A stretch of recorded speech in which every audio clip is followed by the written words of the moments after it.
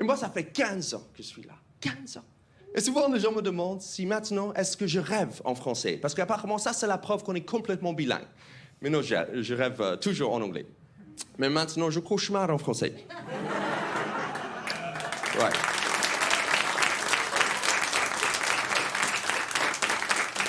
J'ai dit ça parce que mon niveau de français a plafonné, les gars, OK?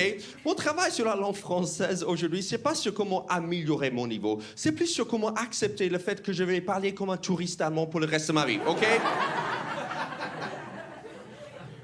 Et ce qui est très bizarre, c'est que je commence à perdre mon anglais. Oui, je parle aucune langue bien. Récemment, un Français m'a demandé comment on dit disponible en anglais. J'ai dit disponible. Et j'ai couru très loin, les gars, OK? Non, j'ai lu qu'être bilingue, ça aide à garder la mémoire plus tard dans la vie, peut-être. Mais ça te la fait perdre dans le présent. OK? J'ai l'impression que mon cerveau est une espèce de canot de sauvetage blindé de mots. Et chaque fois que j'apprends un nouveau mot français, il pousse son homologue anglais par-dessus bord.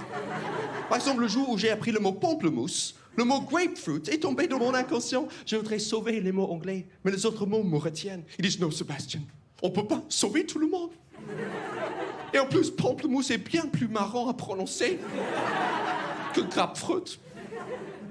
Donc c'est vrai que parfois, je préfère les mots en français. Et parfois, pas du tout. Comme le mot chauve-souris. Vraiment, les Français, chauve-souris? Parce qu'il faut savoir qu'en anglais, on a un mot pour cet animal. Tu vois, on dit bat, tu vois. On dit Batman. Vous dites chauve-souris-man. Donc vous n'avez pas un mot pour battre, alors que vous avez le mot défenestré, qui veut dire jeter quelqu'un par la fenêtre.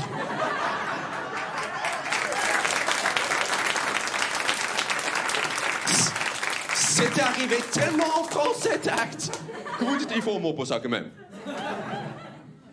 Et je comprends qu'il y a certainement un lien biologique entre une souris et une chauve-souris, mais je n'aurais pas employé l'adjectif chauve pour distinguer les deux bestioles. J'imagine bien les aventures de la langue française dans une pièce avec les deux bestioles, la souris par terre, la chauve-souris qui vole. Il me semble que c'est là à quelques poils moins que c'est là. Une chauve-souris. Mais c'est génial! Regarde là, en dessous du raton laveur. Raton laveur, un washing rat. OK, c'est normal pour vous, pardon. Une fois, j'ai raconté cette blague en français, il m'a dit « Oui, mais vous avez butterfly en anglais. » Touché. J'ai rien à dire là-dessus. La mouche pourrait, le beurre qui vole, je ne sais pas non plus, les gars. Non, mais c'est hallucinant à quel point on peut être dans un pays et toujours apprendre des choses. Il y a plein d'expressions que j'apprends. Il y a une expression que j'ai entendue récemment. Et cette expression est devenue une de mes préférées. C'est mal baisé. J'adore cette expression parce que je ne sais pas qui est insulté. Est-ce que c'est elle? Est-ce que c'est son mec? Je ne sais pas. Je vous donne les circonstances. En fait, j'étais dans un restaurant. La serveuse était désagréable. Et donc, la personne avec qui j'étais a dit oh, c'est mal baisé. J'adore parce que ça veut dire que cette serveuse, elle était déplaisante. Pas parce qu'elle n'aime pas son boulot, pas parce qu'elle a perdu quelqu'un. C'est parce qu'il lui manque une bite, forcément. Non, elle a une bite. Elle a une bite, mais c'est une mauvaise bite, tu vois. C'est une bite qui n'arrive pas à la satisfaire.